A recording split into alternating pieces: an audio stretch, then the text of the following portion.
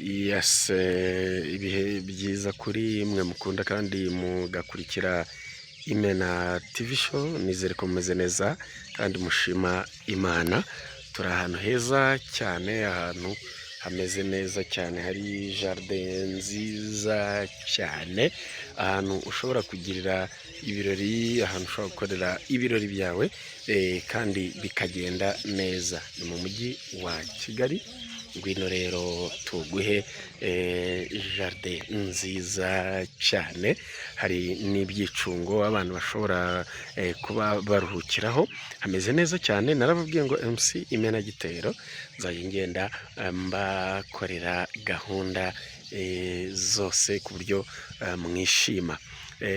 Iyi rero ni Imena TV show, nge nitwa MC Imena Gitero Moses.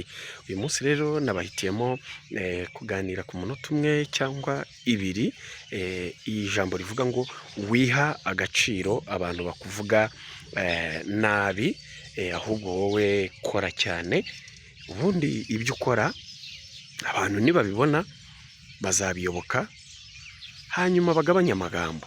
So ntukamare umwanya, don't waste your time usubizanya n'abantu bavuga amagambo, abantu bakubwira ngo uri mubi, uteye nabi, wambara nabi, kugira imico mibi. No, don't waste your energy, don't waste your time.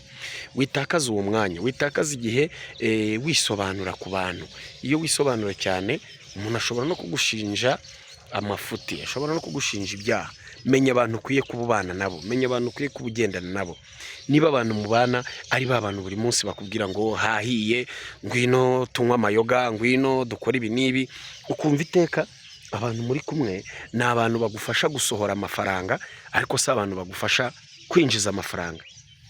Rekana nabo, tangira ubane n'abantu bagufasha kwinjiza amafaranga, ugabanye abantu bagufasha gusohora amafaranga. Amafaranga aravuna, mwabavandimwe mwe, amafaranga aravuna.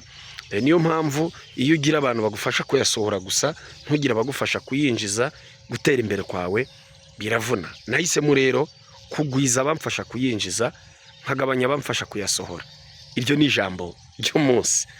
Gwiza abagufasha kwinjiza amafaranga, gabanya abagufasha gusohora amafaranga, hanyuma bavuga ubihorere bavuge. Nitwa MC Imena Gitero Moses.